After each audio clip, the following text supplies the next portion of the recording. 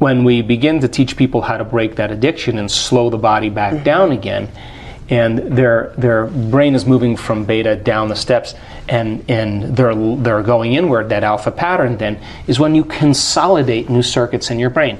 So like I know when I'm lecturing that people are getting information because I'll develop a concept or an idea, and as I develop the concept or an idea, they'll go from the outer world listening to me to the inner world of actually consolidating the knowledge. They'll pause and the brain will move into alpha. When it happens, the brain stores it in its circuitry. So when we learn, we move into alpha. So if you're in high beta, you never, ever get any new information in there. So in alpha, the imaginary world, the inner world becomes more real. And what we noticed on our scans is that the beta patterns tend to slow down, and we start to get these really broad, healthy alpha patterns. And the person now is creating coherent, orderly, rhythmic patterns, and different compartments of the brain are shaking hands. Different areas of the brain, the left side's talking to the right side, the front is talking to the back. All of a sudden we're getting this psychic union going on, and different neighborhoods are saying, she's out of the way. Every time I leave my body, the first thing my body always says is, thank God he's out of the way. And I see my body laughing while I'm standing there because it's relieved that the operators had a chance to heal, So that's exactly what happens, is that the moment that we're out of the way, the moment we're not our body, the no longer we're not our identity, the no longer we're not the environment or putting our awareness on the external world, the brain tends to get more orderly and coherent. And different compartments of the brain begin to say, he's selfless, he's not a self any longer, and so there's a coherence and orderliness, and we start getting this synchronization that takes place in the brain. And what syncs together links together. And when you're stressed and insecure and emotional, that fragmented personality keeps a person powerless, because it's like having a multiple personality disorder, but experiencing all the personalities at the same time. We've all been there. Meditation allows that kind of orderliness. And when the front starts talking to the back and the sides start talking to the side, you start feeling more like yourself than you felt in a long time.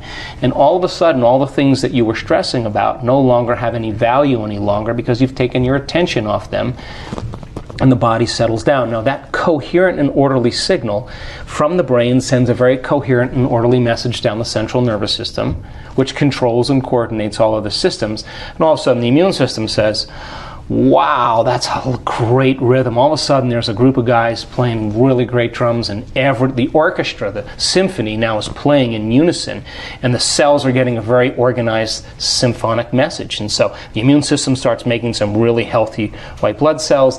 The digestive system starts working its timing better, and all of a sudden the heart is starting in harmonics with the brain, and you start experiencing well-being. And so the moment you start experiencing well-being, you go from tissue breakdown, catabolism, degeneration, into a state of regeneration, anabolism, tissue repair.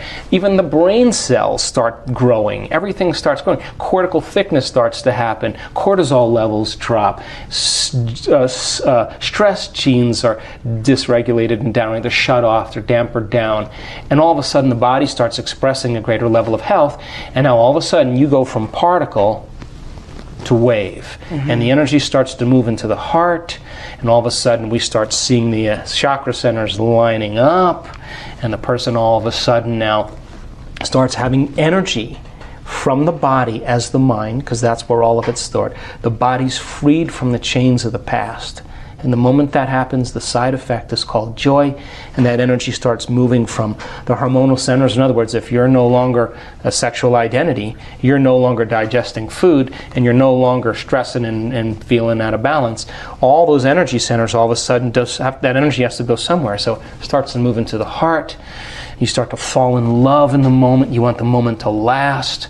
Your body is feeling enriched, and all of a sudden the heart starts to open, and the energy starts moving back to the brain, and it's moving out of the body, and you're generating a bigger field, and all of a sudden you'll be able to focus on possibility, because you're taking your attention off the particle, and now you're focusing on the 99% of possibility that the atom is made of, and you're beginning to select new ideas, new paradigms, new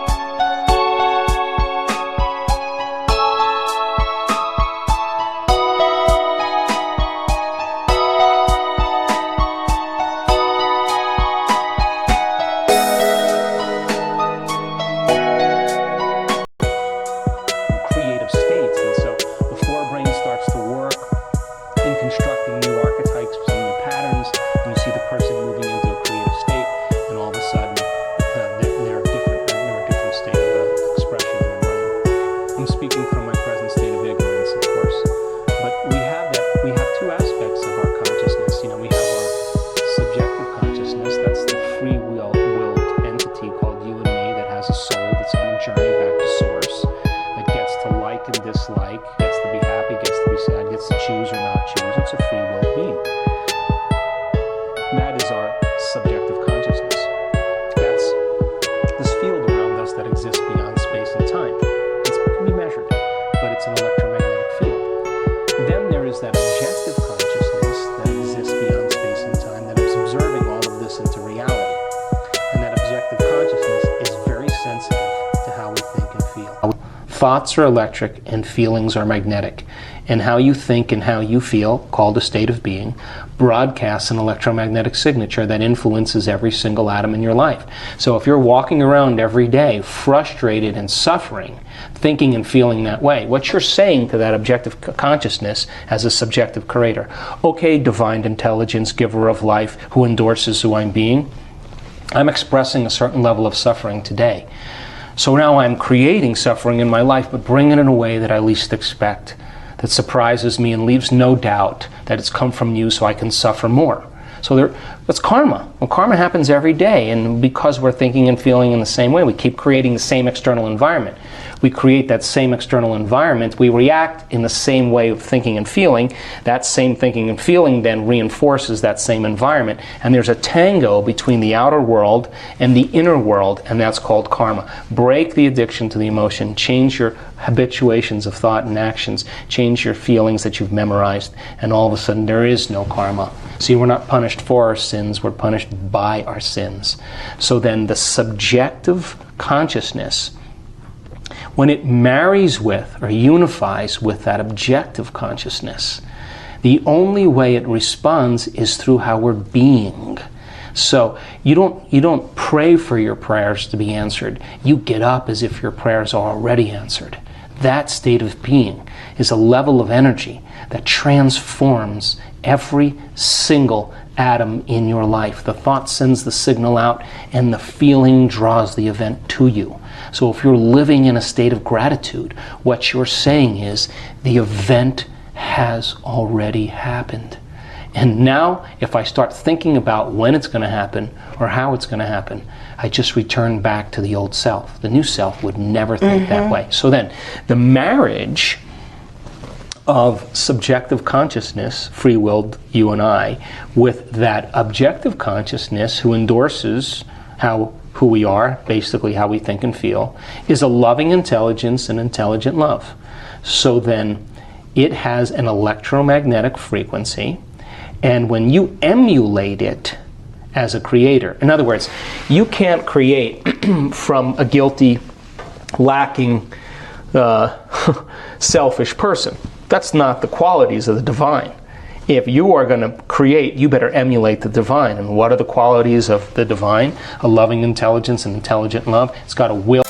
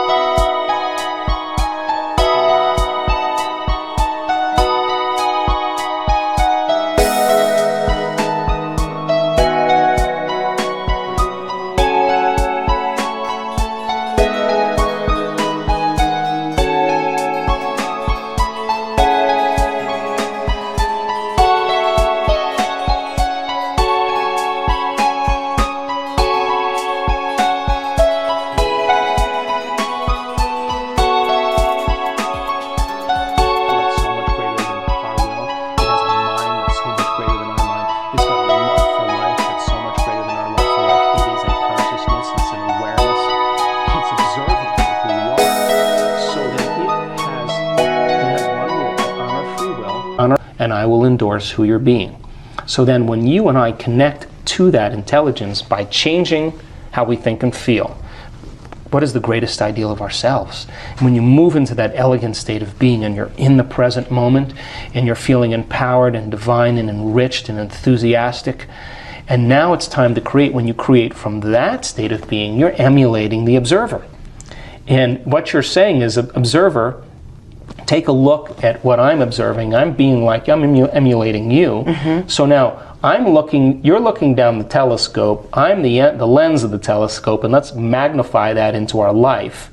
When that alignment takes place, then, and you feel connected to something greater, you would never try to force the outcome.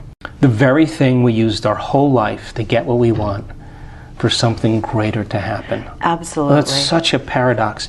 And the moment you step in, it honors free will. So then the person who's the new age person who's saying, well, I'm just going to wait for my Maserati to come to me. This is not how that works. Once you move into a new state of being and you're creating wealth, in other words, only gold creates gold. Lead doesn't create gold. And our job is to take those base emotions of anger and resentment and fear and anxiety, those base emotions, and transmute them into gold. Because right on the other side of our pain is freedom. Right on the other side of our lack is wealth or abundance. Right on the other side of our fear is courage. It's the same energy. It's just trapped in the body. And when we transmute that energy into something else, right? Now we have available energy to begin to design a destiny with.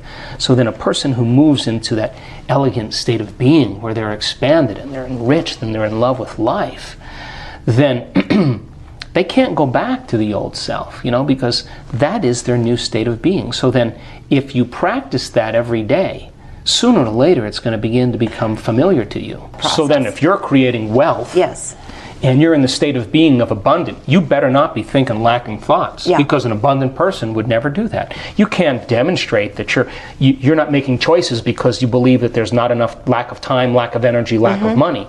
A wealthy person abundant person would never think of it. You can't feel unworthy and lacking if you're going to be a wealthy person. So by very logic and reason, you got to lay that down and move into this state of being. Now once you're in that state of being, you can't sit on the couch and wait for the phone call. Once you're in that state of being, you got to start making choices into the unknown from that state of being. You got to trust in the unknown. The moment you don't make the choice, you just doubted your creation. You return back to the known. And so people then, when you're in that state of being, the miraculous happens when you say, okay, I'm going to go for it. But you're not going to go for it as your limited emotional self. You're going to go for it as your unlimited self, and you begin to make those choices and you step out into the unknown. That's when the miraculous happens, and you say, oh my God, I'm so glad I made that choice. But then waking up in the morning then and priming your brain and body to make that change is the key.